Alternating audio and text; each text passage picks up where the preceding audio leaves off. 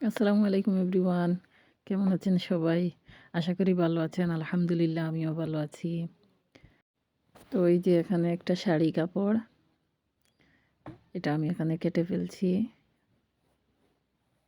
এই যে দেখেন একবারে কেটে ফেলছি। এটা এমনি, এমনি কাটি নাই, এইটা দিয়ে একটা কাজ করব, এইজন্য কেটে ফেলছি। তো বিশেষ করে আইডিয়াটা YouTube থেকে আসছে। অন্য একটা ভিডিও একজন ইউটিউবারের ব্লগারের ভিডিও দেখেছিলাম। ওই ভিডিও থেকে আমার এই আইডিয়াটা আসছে। ভাবলাম আপনাদের সাথে আমি শেয়ার করি। তো রমজানের প্রায় শেষের দিকে ঈদ চলে আসছে। ঈদের আর বেশি দিন বাকি নেই। একদম দোরগোড়ায় নক করছে। ঈদ মানে হাসি খুশি আনন্দ। যে যেভাবে আছি, যেখানে আছি, আলহামদুলিল্লাহ এখান থেকেই আমরা ঈদের আনন্দটা ভাগাভাগি করে নিব। সারা বছরে ঈদ আসে, যতই দুঃখ থাকুক, কষ্ট থাকুক, ঈদের আনন্দটা আমরা উপভোগ করার চেষ্টা করব। ছোটোবেলার ঈদ আর বড় হয়ে যাওয়ার পর ঈদ টোটালি আলাদা হয়ে যায়। ছোটোবেলার সেই ঈদের আনন্দটা নতুন কাপড়ের মধ্যেই সীমাবদ্ধ ছিল। নতুন কাপড় মানে ঈদ, ঈদ মানেই নতুন কাপড়, এমন একটা অবস্থা ছিল। তো আলহামদুলিল্লাহ ঈদের জামা মিস হয় নাই। এই ২ বছর থেকে বড় হয়ে যাওয়ার পর বিভিন্ন কারণে দেখা যায় এখন আর কিনা হয় না। কিন্তু নতুন জামা নাই তাই বলে কি ঈদের আনন্দ নাই? এটা হয় না কখনো। মধ্যবিত্ত ফ্যামিলির বিশেষ করে এই যে ঈদের জামা ছাড়া অনেকের ঈদ করতে হয়। গরিব হইলেও ভালো, ধনী হইলেও ভালো। ধনীরা নিজের টাকায় কিনতে পারে, গরিবদের আবার অনেকে সাহায্য করে। কিন্তু সমস্যাটা হচ্ছে মধ্যবিত্ত ফ্যামিলির। কিন্তু আমরা অনেকে জানি না, অনেকে বুঝি না। মধ্যবিত্ত অনেক ফ্যামিলিরও হয়তো ঈদের জামাগুলা কিনা হয়, আবার অনেকের হয় না। তো যাই হোক বিষয়টা আসলে এমন না।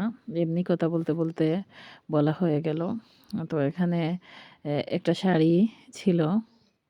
এইটা আমি কেটে এইটা দিয়ে একটা জামা বানাবো, মেক্সি বানাবো। তো আইডিয়াটা বললামই তো, একজন ইউটিউবার উনি দেখছি শাড়ি দিয়ে বানাইয়া মেক্সি পরছে। তো মেক্সিটা খুবই সুন্দর এবং ভালো দেখাইছে। সেজন্য আমি শাড়ি কেটে এই জামাটা বানাচ্ছি আরকি। তো শাড়িটা কিন্তু একদম নতুন। এটা কোনোদিন পরা হয় নাই। এইটা দিয়ে বানাচ্ছি। এখানে মিল ছিল না। আমি একটু কেটে দিলাম কেচি দিয়ে। তো এখানে মিলে গেল। গলা সেলাই করছি এখানে, মেক্সির গলা হচ্ছে এইটা। তো এইটা আমি একজনকে দিব। উনি অসুস্থ, শাড়ি পরতে পারেন না। তো ভাবলাম শাড়ি দিয়ে নিজে যখন সেলাই করতে পারি, একটা মেক্সি বানাই দেই। এইজন্য সেলাই করতে বসে পড়লাম। অনেকে এখন দেখি ঈদের শপিং করছে, ফোন হাতে নিলেই ইউটিউবে সবগুলা দিয়ে দেয়, শো অফ। কিন্তু অনেক মানুষ আছে কিন্তু শপিং করতে পারে না। তাদের ঠিকই খারাপ লাগে।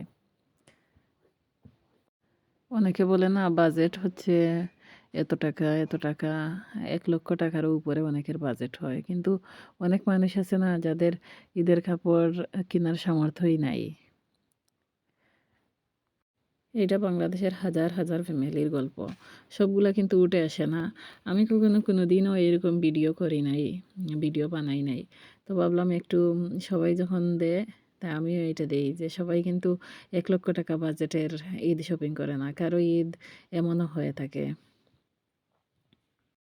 এখানে আমি গলাটা ভালোভাবে সেলাই করে নিয়েছি।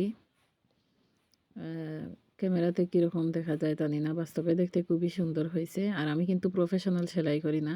মাঝেমধ্যে শখের বশে অথবা এইভাবে প্রয়োজন যখন হয় অথবা নিজের প্রয়োজনে আমি একটু একটু সেলাই করি।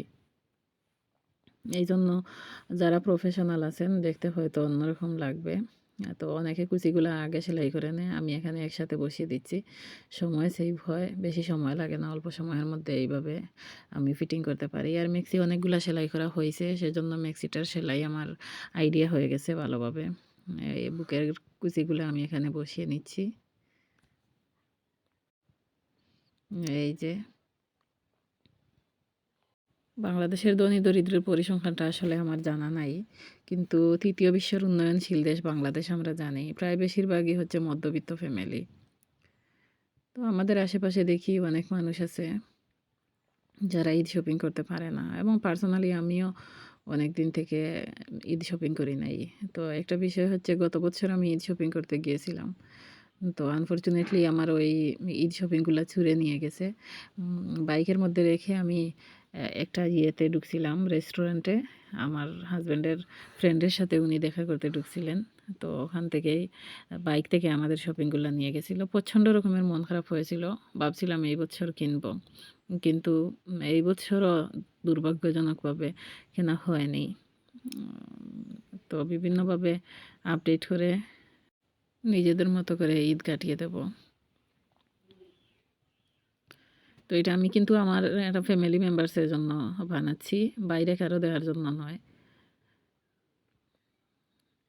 এই যে আমার প্রায় এখানে শেষ হয়ে আসছে বুকের কুচিগুলো সেলাই করা।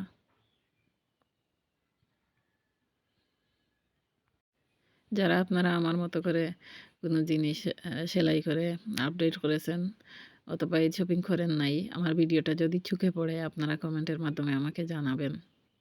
অথবা যদি কারো এইভাবে শাড়ি পরার অভ্যাস না থাকে তখন এই শাড়ি দিয়ে জামা বানিয়ে পরতে পারবেন।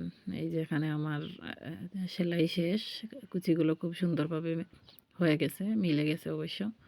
এই পাশটা এখন আমি সেলাই করে নেব, পাশটা সেলাই করছি। শাড়িটার বহর অনেক বেশি ছিল তাই পাশটা কেটে ফেলে দিছি, একটু করে রেখে দিছি সেলাইটা যাতে ভালোভাবে বসে। যে যদি আমার এই শাড়িটা থাকতো তাহলে হয়তো অন্য কাউকে দিয়ে দেওয়া লাগতো অথবা অন্য কোনো কিছু করা লাগতো। তো এটা বানানোর কারণে বেশ কিছুদিন পরা হবে, পরা যাবে হয়তো। এই যে এখানে আমি নিচটা সেলাই করে নিব, বেশ বড় করে নিচটা দিচ্ছি যেহেতু খুবই পাতলা শাড়িটা, এই জন্য একটু বাড়ি করে নিচটা দিয়ে দিলাম। হাতাটা বাকি আছে, হাতাটা সবার শেষে লাগিয়ে নেব। যে বেশ কিছু জায়গা সেলাই হয়ে গেছে নিচটা, বেশি সময় লাগে নাই অবশ্য, আমি ডাবল সেলাই দেই নাই। প্রায় শেষ হয়ে গেছে। তো এটা কিন্তু আসলে খারাপ না, ভালো একটা আইডিয়া।